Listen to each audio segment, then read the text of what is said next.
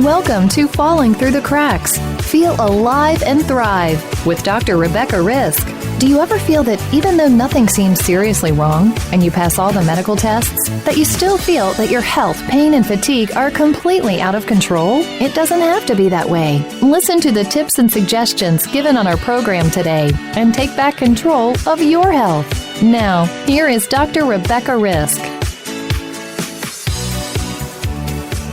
Hi, everybody. Welcome to Falling Through the Cracks. Today, we're talking with Colleen Ehrnstrom. She is the co-author of The Insomnia Struggle. Colleen is a licensed clinical psychologist with a specialty practice in acceptance and commitment therapy.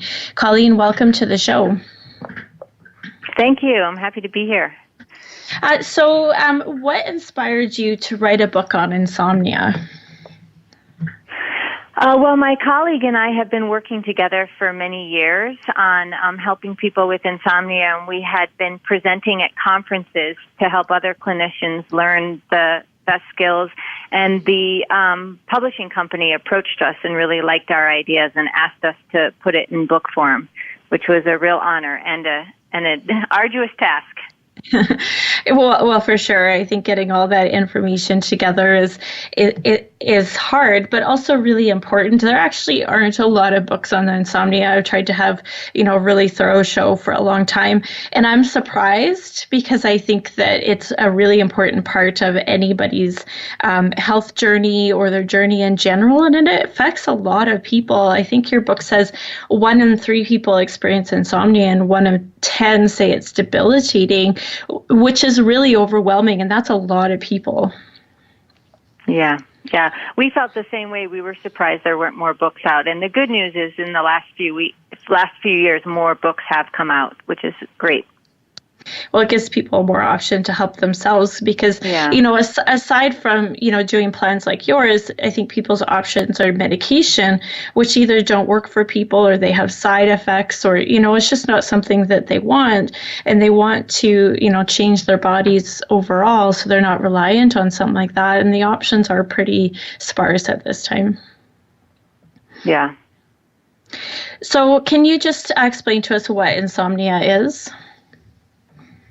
Sure. So insomnia is when there is a chronic pattern where somebody struggles with any or all of the following: trouble falling asleep, trouble staying asleep, so you might wake up multiple times during the night, waking up too early in the morning before you're ready to get up, not feeling that you have good focus during the day, so feeling some daytime fogginess or sleepiness.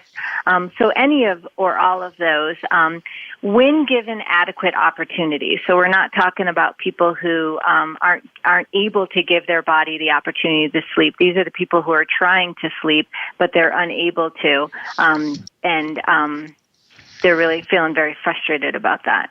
The other piece is that by definition, these problems need to be happening more days than not for about 30 days. So some people can have a couple of days of poor sleep. That's pretty normative. But when it becomes a long-term pattern, then we use the label of insomnia. So does this just start overnight for a lot of people, or is this something that some people just have, genetically, or what kind of happens when people get to this point? Yeah, the theory is that it's a combination of both, that some people have wiring where they are more robust sleepers and others are going to be more sensitive to environmental changes and to stressors in their lives. For a lot of people, they can point to the onset, which is usually something challenging or stressful in their lives, and it doesn't always have to be a negative stressor. Sometimes something like getting a job promotion where you are excited about it, but it's still a change and a stressor can cause some disruption in sleep. For a lot of people, there is a very short-term disruption in sleep, and then as they manage the change or the transition, then their bodies return to the normal stages of sleep. But for some people, they get stuck in these patterns that then are really hard to get out of. Which I think most people have been there at some point, either just, a couple sleepless nights or a pattern that developed over time. I've definitely experienced that in my past. And, it is quite stressful to be in that situation where you need to sleep because you have to do something tomorrow and you're not falling asleep. Do you find that sometimes people are creating that pattern just because of the anxiety that they're experiencing about not sleeping? Yes, that is exactly what we see, is that our intuitive desire to get to sleep and to get to sleep as quickly as possible actually ends up promoting anxious thoughts and certain behaviors that are problematic to the cycle of sleep. So that's exactly right, is that we so very much want to sleep, and we are wired to go for short-term solutions. And so we're really working very hard to try to, figure out how to get to sleep, but that can end up backfiring over time. Mm-hmm. And we all know the more that we want to sleep, the more we want to sleep and we can't sleep, the more anxiety provoking that is, and how that ends up getting in the way of sleep. Yeah, I definitely have experienced that, where you're like, hey, I'm going to go to bed, and then you just get anxious right away about not being able to sleep because it's become a pattern, and then you're not sleeping because you're anxious about not sleeping, which is a vicious cycle just in itself. Yeah, and some people end up then feeling anxious, even in the early evening, thinking about, going to sleep and whether or not they're going to be able to. Mm-hmm. So what would a normal sleep pattern look like? What should we be trying to achieve? Well, that is a really great question, and at the heart of what we try to talk about at the very beginning of the book, because we really are advocating for people to move away from this natural tendency to want to sort of fix the sleep and more towards promoting normal sleep. And normal sleep has variation, just like our appetite. We aren't always hungry in the same way every single day. And so that's really important to know, that there's natural variations in sleep. We expect that it's going to take about 15 to 30 minutes for an average person to fall asleep. So that's another piece to understand. Sometimes people think that if they're not falling asleep right away, that there's something wrong, and there's actually, a little bit of a transition stage that is required. By definition, people that fall asleep as soon as their head hits the pillow are sleep deprived, although we all know robust sleepers that can do that. But it's natural to have a transition between your wake stage and then your sleep stage. And then normal sleep, it's a myth that everybody needs 8 hours. There's actually quite a bit of variability. Some people do very well with 6. Some people need 9 hours. So normal sleep has a lot more fluctuation, I think, than a lot of people recognize. We think of normal sleep as sort of more of a predictable pattern where you might have some variations from night to night, but in general, you're going to bed and getting up around the same time every day. So how can we tell if the amount of sleep that we're getting is the right amount? Like, let's say I slept through the night, but I only got 6 hours. And then my alarm went off. How would I know that was the right thing for me? Yeah, that's a great question.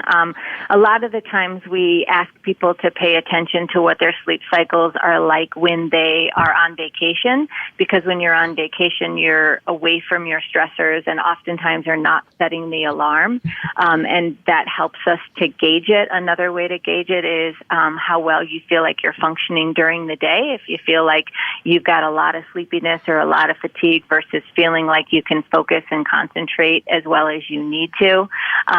Our bodies are actually incredibly resilient in terms of if we have a one-off night, the body can kind of compensate for it and really tolerate it. Where we end up getting into trouble is when we have these patterns of insomnia where every night we're getting less than we feel we need. And again, the gauge is really how well you're able to function. Well, and so now there is a difference between not getting enough sleep and being ill. There are a lot of people who have illnesses that lead to fatigue. Yeah. So is there a way that they can tell the difference between that? Yeah, that's another fabulous question, because fatigue and sleepiness are really not the same thing. And we find this with people that have chronic pain. Their bodies need to rest quite a bit during the day. And so it becomes kind of complicated. You know, is it okay for people to doze or nap during the day? And so I think it's really important to really trust your own intuition and not expect that everybody's going to be the same. But the difference is that fatigue is a feeling in your body where the body kind of hurts and feels like it's not recovering in a way that you want to, where sleepiness is literally your ability to fall asleep. So if we put you in a dark room, or we put you in as a passenger in the car and you know that you would immediately fall asleep, we refer to that as sleepiness.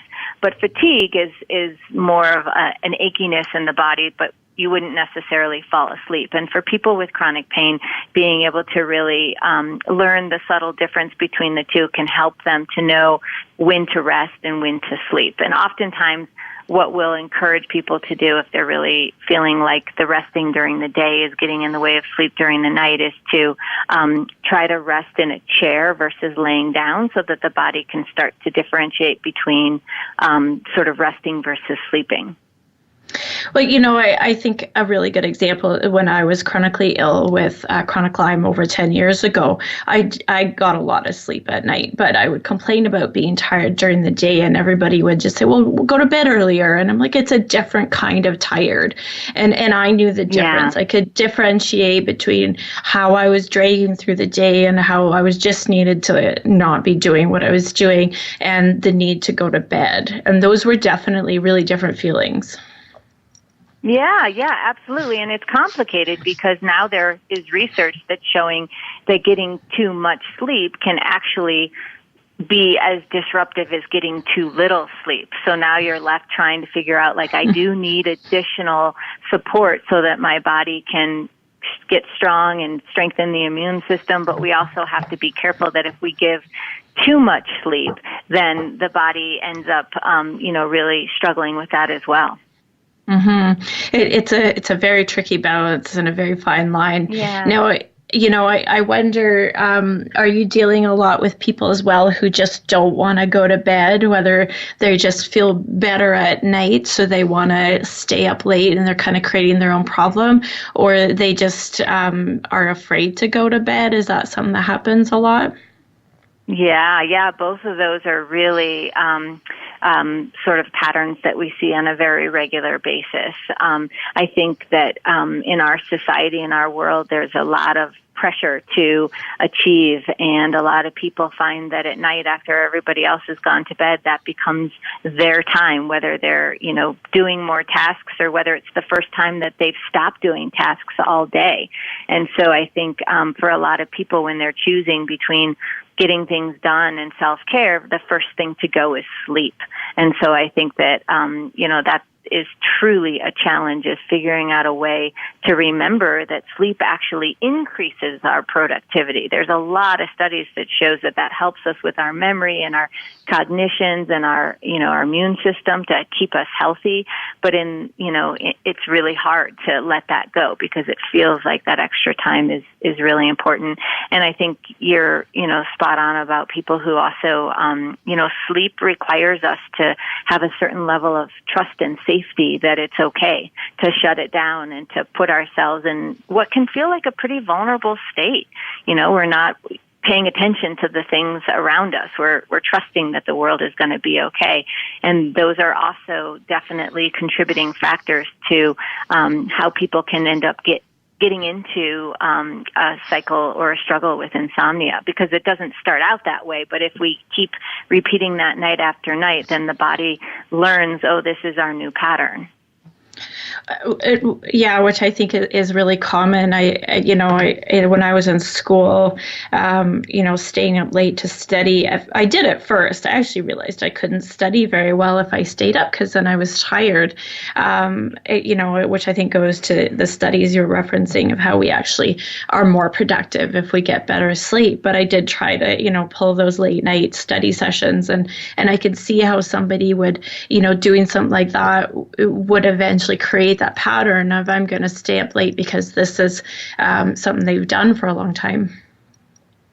Yeah, and sometimes it can be, a badge of honor. Look how hard I'm working, and we really want to convince people and remind them that actually you're going to be working more efficiently and more optimally if you give the body the rest that it needs. Mm-hmm. But then it's frustrating because if you have insomnia and you say, okay, I will give it adequate opportunity, and then you feel very hopeless and frustrated when your body then has a hard time shifting into the sleep cycle. Mm-hmm. Yeah, I can definitely see that. We're going to take a quick break. We're talking today with Colleen Ehrnstrom, and we're discussing her book, End the Insomnia Struggle. We'll be back shortly.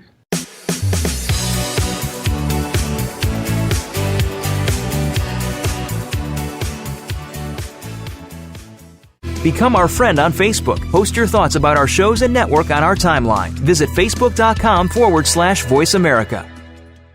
When a woman is diagnosed with breast cancer, it's probably the most frightening thing that's ever happened to her. Friends and family often don't know what to do for support, not to mention the patient herself. That's where Breast Friends Cancer Support Radio comes in. Join Becky Olson, breast cancer survivor and advocate. She helps by providing inspiration, information, and most of all, hope. Tune in every Wednesday at 9 a.m. Pacific Time, 12 noon Eastern Time on the Voice America Health and Wellness Channel. Frankly Speaking About Cancer is a program designed to empower survivors and their caregivers to deal with the social and emotional challenges of cancer. The show will invite physicians, researchers, nurses, social workers, patients, and caregivers to share their advice on how to live a better life with cancer. Join host Kim Tibaldo, President and CEO of the Cancer Support Community, Tuesday afternoons at 1 p.m. Pacific Time and 4 p.m. Eastern Time on the Voice America Health and Wellness Network. Are you living a healthy and fit lifestyle? It's not just related to your physical well-being. It also means a healthier mind, confidence, improved health, stamina, and fitness. Talking with Tremaine brings it all to you. Host Tremaine Ellis, along with her husband and co-host David Ellis, will offer support, advice, guidance, and motivation to keep you in your best shape, both physically and mentally. Talking with Tremaine can be heard live every Wednesday at 6 p.m. Eastern Time and 3 Pacific on the Voice America Health and Wellness Channel. Sometimes it just seems that nobody understands. There's one individual who can help. If you're living with somebody who faces challenges such as autism, Asperger's, or other exceptional needs, you'll want to tune into Solutions and Strategies with Dr. Sean, Living the Challenge. Together, we'll uncover a variety of solutions to the challenges faced by individuals, their families, and teachers. Listen live every Thursday at 8 a.m. Pacific, 11 a.m. Eastern, on Voice America Health and Wellness. Have you friended us on Facebook yet? Why not? Just go to facebook.com/Voice America or search for the keywords Voice America. Once you are part of our Facebook network, you'll receive daily messages about what's happening with our shows, this week's featured guests, and new happenings at the Voice America Talk Radio Network. And you can add your voice to the always active discussions on our timeline. Just go to facebook.com/Voice America or search for Voice America.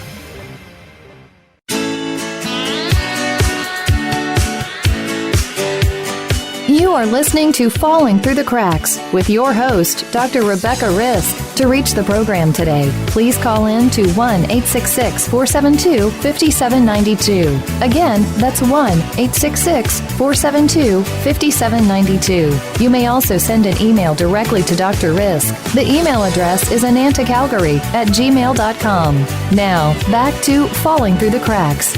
Feel alive and thrive. My co-host Oliver is a 7-pound Chihuahua cross, and he sits through all my shows with great puppy patience.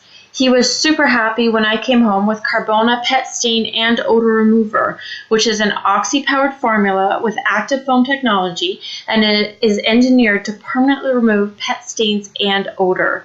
Carbona is a household brand. They've turned their decades of cleaning experience into products that get the job done fully, quickly, and easily. Although he tries his best, Oliver sometimes does have accidents. I pulled out the Carbona Pet Cleaner, and voila, we were stain-free and clean. It was easy to use, pet-safe, and hassle-free. The built-in 2-in-1 brush top tackles stain at the surface and deep in the carpet fibers. It is now my other best friend. Use code FTTC at carbona.com to save 20%. Happy cleaning.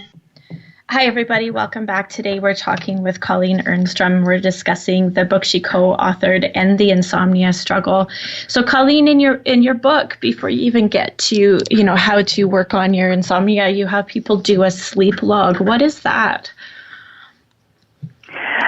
That is a really important piece. Assessment is key to, figuring out the best program for kind of helping you get out of the insomnia struggle.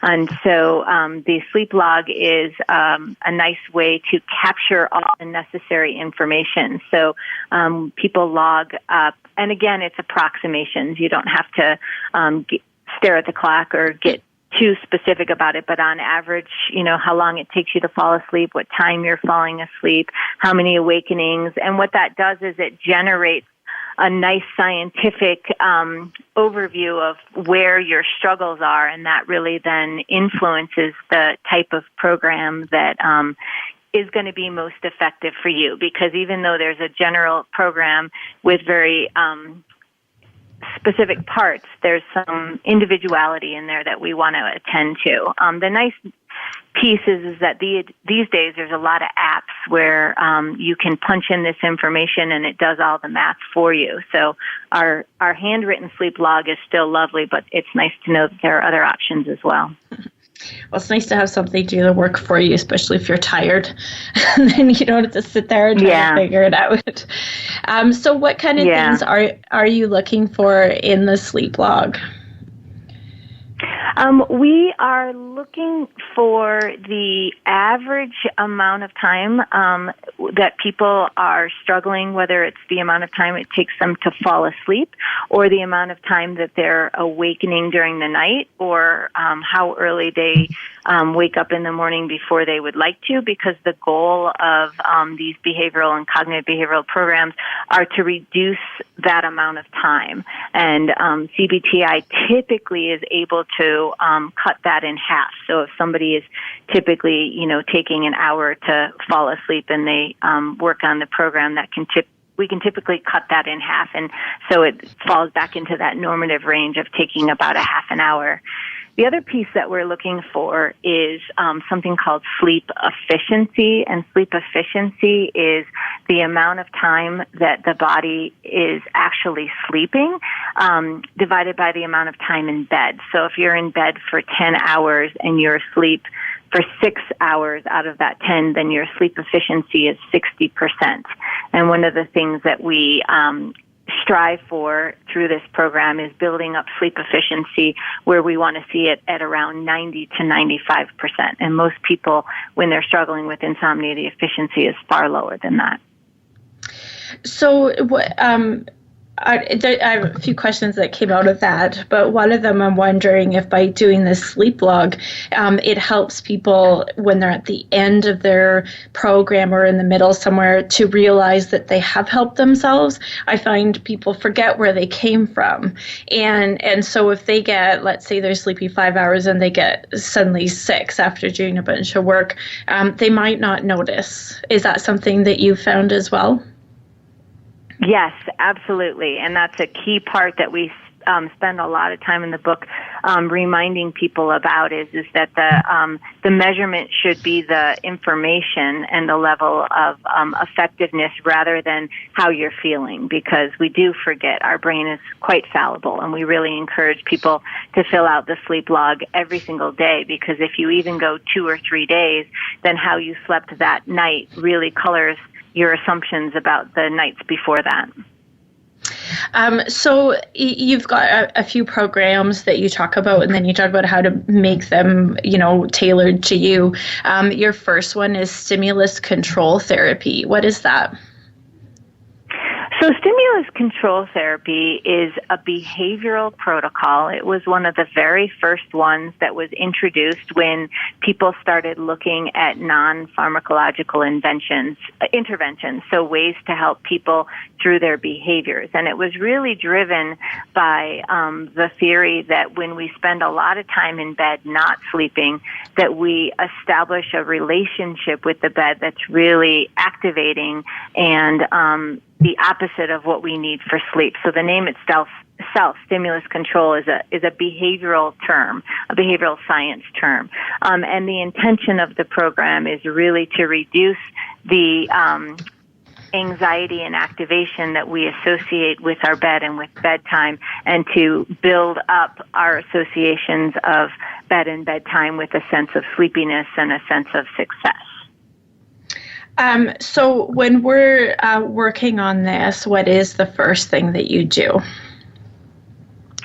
So stimulus control has a couple of steps, and the first thing that you would do is establish a wake time that you're willing to get up at roughly the same amount of time 7 days a week. And that is a really important piece because it anchors our routine and our circadian rhythm, that this is the time that we start our day. And that's also really important because what we're trying to do is really train the brain that this is the time when we sleep and this is the time when we are awake. And when we are asleep, we're going to try to make that be as high quality as possible. So you establish a wake time, roughly the same time every day.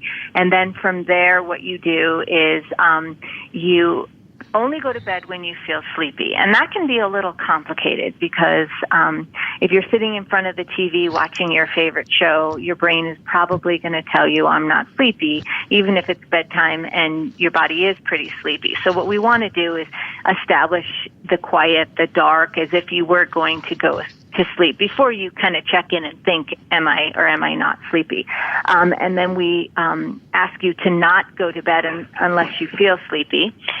If you feel sleepy and it's your bedtime, then you get into bed and you give yourself approximately 15 to 20 minutes to try to fall asleep. That's an average. There's no need to watch the clock. It's just a general sense. If after the 15 to 20 minutes you are still awake, then you get out of bed and you leave the bed, and the intention of that is to keep those feelings of frustration away from the association with the bed, and you go and you find someplace else to be. And this is a very important piece, and a place where a lot of people end up accidentally making some errors, is that you want to do something that's really boring in the semi-dark. And here's why. If you go and do something fun like watch your favorite television show or pick up a really good book, then the brain gets the message, this is the time when I'm supposed to be awake because this is really enjoyable. And that actually reinforces the opposite of what we want. We're trying to reinforce this is the time when you sleep.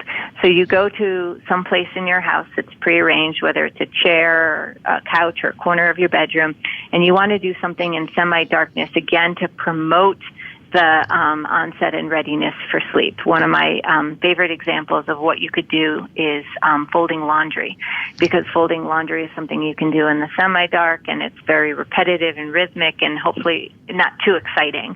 And you don't actually have to do laundry. You could take clothes out of your drawer if you need to. And you give yourself about 15 or 20 minutes of this boring task in the dark, and then if you start to feel sleepy again, then you return to bed. And then you keep repeating this. If you haven't gone to sleep within 15 to 20 minutes, then you keep getting out of bed until you are able to fall asleep. And then, very important, you get up at the time that you established the next morning. And during the stimulus control plan, we do ask you to abstain from naps, because we're really training the brain to sleep during this very specific amount of time. And we're also training the brain to associate the bed only with those experiences of sleepiness. So if you wake up at night, let's say you fall asleep easily, but you wake up a lot and then you're staying awake, would you follow those same rules? Would you get out of bed, or do you stay in bed?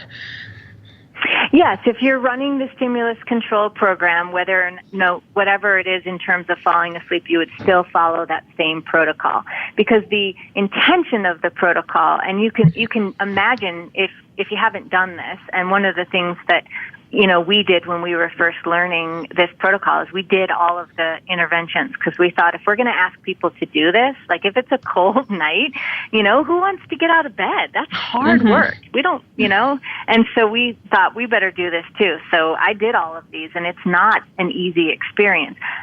And you can imagine that what happens is that after a couple of nights of this, you're pretty darn tired. And what that is, the value of that, even though there's some short-term discomfort up front, is that you're building up your sleep drive. You're strengthening, your body's desire for sleep so that it's going to be easier to fall asleep and stay asleep. So anytime you're having trouble falling asleep or staying asleep, the stimulus control program is super effective because it's really compressing that sleep, and it's also training your brain, this is when I sleep. So even if you fell asleep, if you woke up and you were doing that same thing, you would get out of bed and go do something until you felt sleepy.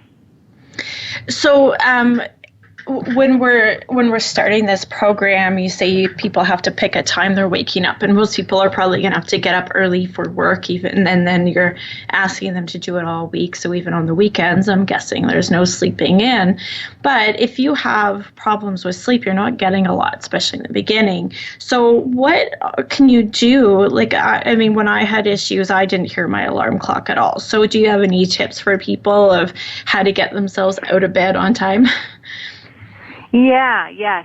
And it's such an important question because, we are living our lives largely based on what those expectations are in terms of getting to work or getting to school. And I think a really important key piece is that we really don't want to make big drastic changes. So if you've been, sleeping in on the weekends till noon, we don't want you to suddenly be getting up at 6 a.m. because that's really aversive and it's too much for the body. The body doesn't like drastic change, and it tends to really push back against that. So anytime you're doing changes like that, you want to go really slow. So if you've been getting up during the week at 9 and now school is starting and you've got to start getting up at 7, what we really encourage people to do is to start a little bit sooner than they need to and back it up really slowly. Back it up by 15 minutes at a time if possible, because the slower you go with making change to the body, the less distressful it is and the more sustainable it is. So it's really important, if at all possible, to go as slowly as you can. That's not always possible. Sometimes it's go time, and then then the other piece of advice is that safety first, always safety first. And if this is this type of a program would put you at risk if you've got a commute and you're worried about driving your car, then we dilute it and we slow it down a little bit, because we never want to put somebody in a position where they don't feel like they're doing it safely. So those are really key pieces in kind of developing that. And sometimes I work with people and they say, okay, here's my program, but I'm not going to do that until my winter break or until I have, a long holiday weekend, because I know that that's too much for me right now. So I think really being very patient about when and how to initiate that will actually pay dividends in the long run in terms of kind of navigating, sort of how much change you're asking of your body. The other question, how to get up in the morning, is one that a lot of researchers have studied, because there's something called sleep inertia, which is exactly what it sounds like. There are certain sort of constitutions where people really struggle to shift between what's going on in the brain and the body in terms of brainwave activity and muscle tone and heart respiration and all of that, between being asleep and being awake. And it's really hard to transition. And this is when you feel like I'm up and I'm moving around, but I feel like I'm walking through water and I don't feel totally awake.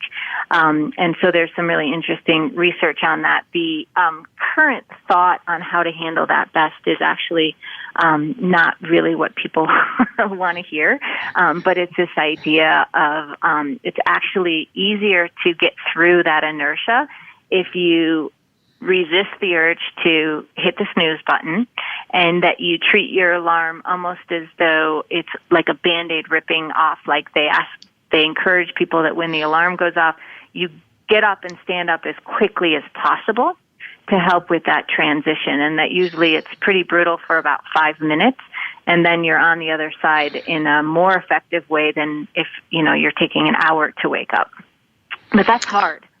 Yeah, it's hard, especially in the winter where I am. I think you're in the mountains as well. It's pretty cold in the winter. It's hard to get out of bed. You're toasty and warm, and now you want me to just jump out of bed into the cold air. Yeah. I was just thinking of that is difficult, but I can see how that would wake you up for sure. And it is very effective because I really struggled with that inertia, and I started doing that, and it startled my husband for quite a while when I would leap out of bed as though some alarm had gone off. But it really shifted the way my body transitioned into a wake cycle. So it is something that I can say with confidence is a very effective intervention. So having done that for a while, do you now just wake up when your alarm goes off? And so you've trained your body to wake up and you don't have to be so dramatic anymore? Yes, I don't have a ton of sleep problems, but I have a fairly sensitive biorhythm, and it's interesting because my alarm is not when my body would naturally wake up, but I do. I wake up about 2 minutes before the alarm goes off, and that's only because I've been doing it for a number of years, and it doesn't feel as restorative as when I'm on vacation and I sleep a little bit later, but the body is, it's trained up, and there's something really beneficial about, its ability to navigate what is being asked of it. Well, that's great. We're going to take a quick break. We're talking today with Colleen Ehrnstrom, and she is the co-author of In the Insomnia Struggle. We'll be back shortly.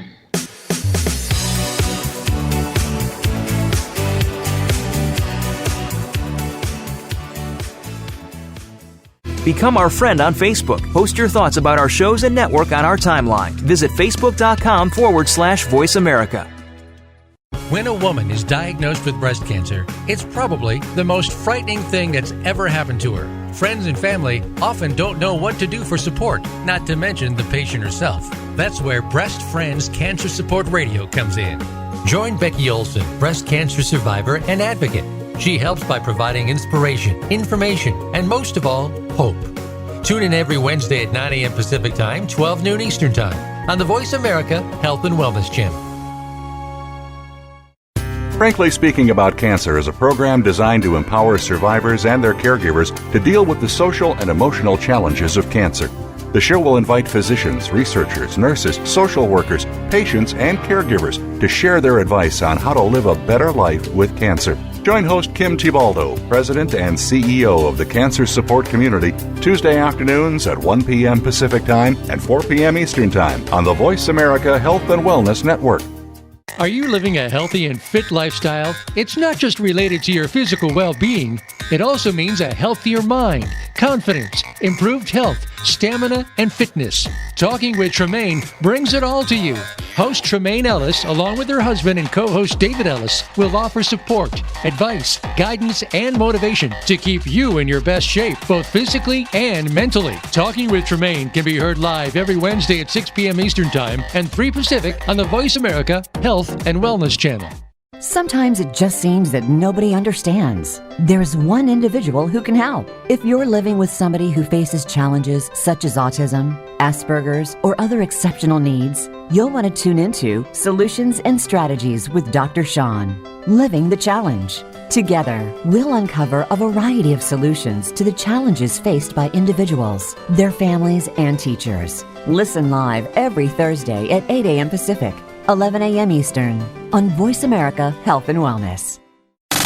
Have you friended us on Facebook yet? Why not? Just go to Facebook.com/Voice America or search for the keywords Voice America. Once you are part of our Facebook network, you'll receive daily messages about what's happening with our shows, this week's featured guests, and new happenings at the Voice America Talk Radio Network. And you can add your voice to the always active discussions on our timeline. Just go to Facebook.com/Voice America or search for Voice America.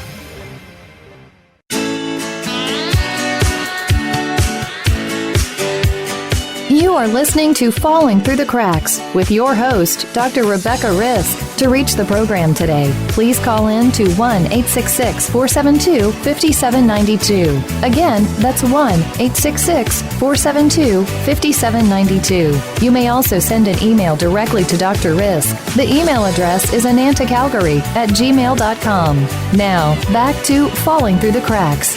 Feel alive and thrive. Hi, everybody. Welcome back. Today we're talking with Colleen Ehrnstrom, and we're discussing her book, The Insomnia Struggle. So, Colleen, you have, we talked about the stimulus control therapy, but you also have a program called sleep restriction therapy. What is that one? Yeah, so this is the second of the behavioral components. And just to give the context, these two programs are under the umbrella of cognitive behavioral therapy for insomnia, also known as CBTI.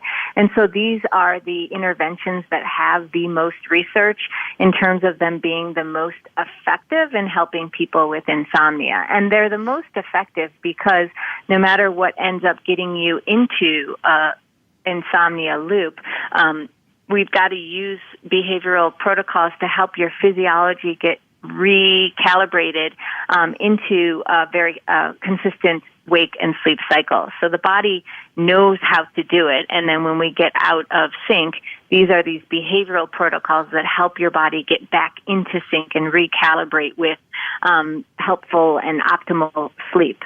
So sleep restriction would really be better called time in bed restriction, because it's really about your opportunity to sleep. And we talked earlier with the sleep log that we're looking at sleep efficiency, which is this quality of sleep in terms of how many hours you're in bed versus how many of those hours you're actually asleep. And what we aim for optimally is that we are asleep 90 to 95% of the time that we are in bed. And the reason that this is so important is because this is one of the top ways that we try to help ourselves with sleep, but we accidentally really end up getting in the way. And that is if you're not sleeping, then there's this very intuitive urge to give yourself more time to sleep. I'll go to bed early. I'll stay in bed a little later. I'll take, more time on the weekend.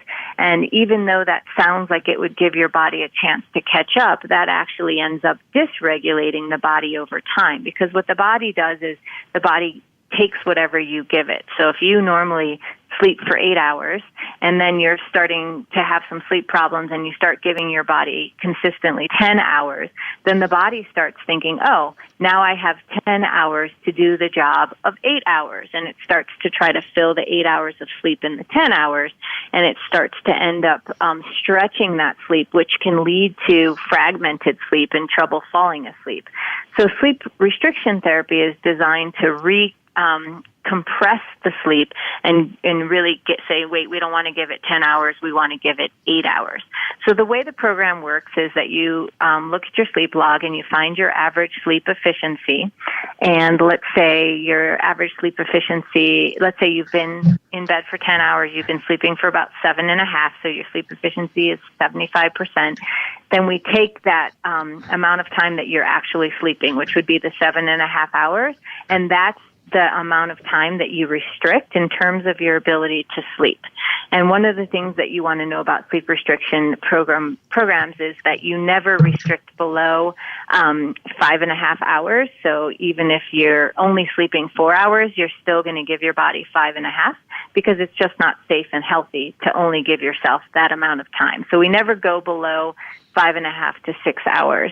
The other caveat to this is if you have a family history or a personal diagnosis of bipolar disorder, you just want to make sure that you consult with your physician around this, because people with that mood disorder, if you restrict their opportunity for sleep, they're at a little bit of a risk for impacting their mood disorder. It does not mean that you can't do it. My colleague, who's the co-author of the book, runs a bipolar clinic and does this intervention very successfully with people who have mood disorders, you just want to take that into consideration. And then it's exactly what it sounds like. You establish your wake time. That's always a very important piece because that's really anchoring that circadian rhythm. This is my sleep time. This is my wake time. And then you back it up 7.5 hours, and you don't go to bed until that bedtime, the 7.5 hours before that. And then you get up at the same time every day. And during this program, we also ask people to abstain from napping because we're really training the brain and trying to strengthen the time when they're sleeping. Once you reach 90 to 95% efficiency during that 7.5 hours, if that's enough sleep, then you keep to that schedule. But if you're somebody who needs 8 or 9 hours of sleep, then you back up and you give yourself another 15 minutes to increase that time in bed, and then you use that amount of time until you hit your sleep efficiency of 90 to 95%, and then you keep backing up how much time until you reach your ideal amount. So when somebody's doing all of this, I mean, it makes sense in theory, but not everybody has a very stable life where they are going to go to bed at the same time, wake up at the same time. They could have shift work, or they could travel to a different time zone. So what do we do in those special circumstances so that we can keep our body learning that it's supposed to do something? Yeah, that is such a fabulous question because it really is important for us to keep a focus on the things that we care about, right? Like we don't want to make sleep more important than going out on a weekend to see our friends. And so having some flexibility around that is really key. And I think being able to think about willingness as a flexibility tool. So a willingness to modify the plan if you've got some travel or if you've got some big events coming up. It is perfectly reasonable to modify according to the things around you. How much that will impact you has a lot to do with your own genetics. So, some people can travel through time zones or the time change happens and it's a blip. Their body doesn't respond at all. For other people, they're more sensitive to it. And so just knowing your own body and knowing how flexible you're going to need to be in terms of rebounding from that is really the key piece. But I think it's so important to remember to, sleep to live rather than to live to sleep. That's a pretty important way to put it as well. I remember once reading a blog about a woman who was always putting her kids to bed at the same time, even if it was, let's say, Thanksgiving, which we just had in Canada. She would leave early to put her kids to bed at 7. And I like the willingness and the flexibility because we do still have to live our lives, even though we also need to have, proper sleep and to retrain our bodies. And, we have to have room for other things like travel and work and, a different circumstance in our life on that certain day. Yeah. We talk a lot about paying attention to your values and letting your choices be driven by, this balance between the things that we care about and also promoting a fairly regular pattern. And we talk a lot about when you engage in a program like this, to think of it exactly like that, like a program, to dedicate a couple of months to it. And then what we do, just like you would if you were, doing a detox diet, is that then you reintroduce pieces of anything that you might miss. So you might miss staying up later, you might miss your weekend nap. And then when you add those back in, if your body calibrates and navigates them accordingly, then you keep them. And if they don't, then you have the reinforcement that your sleep is better without them, and it doesn't feel so much like a deprivation because you're sleeping better. Mm-hmm. Yeah, which is the important part. If you nap during the day and you don't sleep, you're not going to want to have that nap again once you see that pattern. Yeah, and with that said, I've met people who have had debilitating insomnia for 20 years, and when we ask them to do some of these pieces of the program, it's really difficult to do, even though there's this idea that it's going to be beneficial. And so we really try to be very compassionate and very kind and meet people where they are. It is way more effective to take a smaller step with full willingness than it is to ask yourself to do an entire program when you're feeling ambivalent about it. So oftentimes when people are saying, I'm not ready to do a sleep restriction program, I'm not ready to do stimulus control, then we might move into the realm of working with their anxious thoughts, working with their belief system around, sort of how activating it is when they don't get sleep. And that's another great area that can be very supportive. And it just doesn't work to force it. People have to feel really willing and able. And it's better to dilute a program and go slower and take longer to get the results than it is to force somebody into a program and then have them not feel like they can tolerate it, and then they are frustrated. And then usually the sleep is worse instead of better. Yeah, for sure. Now, a lot of people talk about the term sleep hygiene, which is a little, you have this program set in place, but are there other things that we should be doing to our bedroom that could help us have a better sleep? Yes. Sleep hygiene is very important. I think the best way to understand the role in sleep hygiene when you have an insomnia problem is that sleep hygiene is a lot like oral hygiene. So if you're a good flosser and you use fluoride and you brush your teeth every day, that's great for promoting healthy oral hygiene. You can, however, do everything right, be flossing using fluoride, and still get a cavity, which is oftentimes as much about your genetics as it is about whether you're eating too much candy. And so when you go to the dentist, you would not expect your dentist to say, oh, stop flossing, that's not working. You're still going to keep doing that. But you also wouldn't expect your dentist to try to floss away the cavity. They're going to do a different intervention to take care of the cavity. And insomnia is like that. We can be doing sleep hygiene and have a dark, quiet, cool environment and, really blocking the blue light at night and watching our caffeine and alcohol intake, and we can still get stuck in an insomnia spiral. And in that case, we still want to keep up the sleep hygiene, but we also want to add in these cognitive behavioral tools in addition to, because it's just like the cavity, you now have a separate challenge that needs a separate intervention. And it's interesting because people who have insomnia tend to, on average, have poor sleep hygiene. And the theory is that because it's so anxiety provoking to have insomnia, that we're driven to kind of go for that quick fix.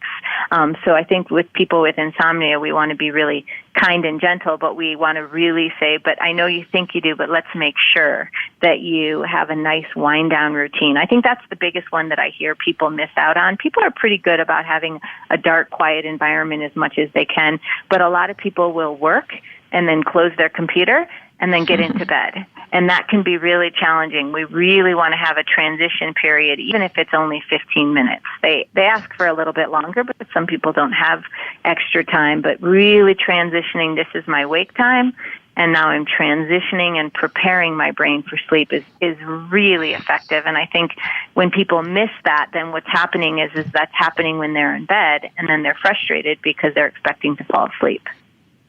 Right. So if you're giving yourself 15 minutes to fall asleep, but you need the 15 minutes to wind down from what you've just done, like working, you're going to take half an hour and then you're going to get up at the 20-minute mark and think, oh, I didn't fall asleep, as opposed to letting yourself wind down and then going to bed and then falling asleep when your body has kind of chilled out from the whatever you were doing.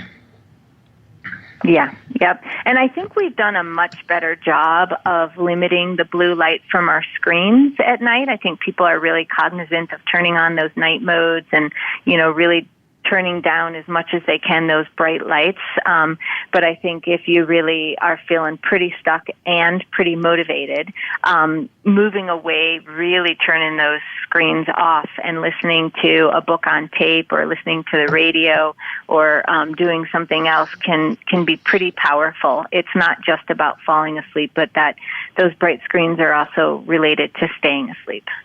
Yeah, for sure. Now, if somebody wants more information about you or your book, how can they find it? Well, I think usually email is probably the best way if they want to contact us directly. New Harbinger, is the publisher of the book, and they've got nice information about it. You can find us on all the major pages like Amazon and Barnes & Noble. I have a website where my email is listed. That's just information about myself and my colleagues. And if you just put my name in, it usually pops up. It's impactpsychcolorado.com, and I'm pretty comfortable with having my email out there, and I usually try to email people back. I get all sorts of interesting and fabulous questions, and I clearly love to talk about sleep, so I'm happy to respond to people. Well, perfect. Thank you so much for sharing this information with us today.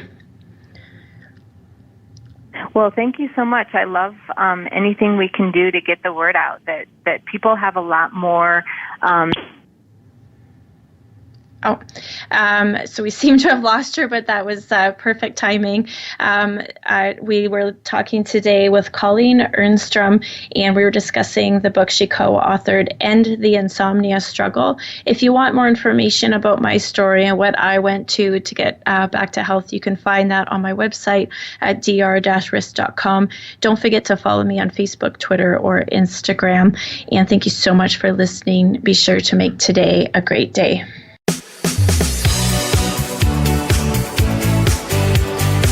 Thank you for tuning in to this week's edition of Falling Through the Cracks. Feel alive and thrive. Please join Dr. Rebecca Risk again next Monday at noon Eastern Time and 9 a.m. Pacific Time on the Voice America Health and Wellness Channel. We'll talk more next week.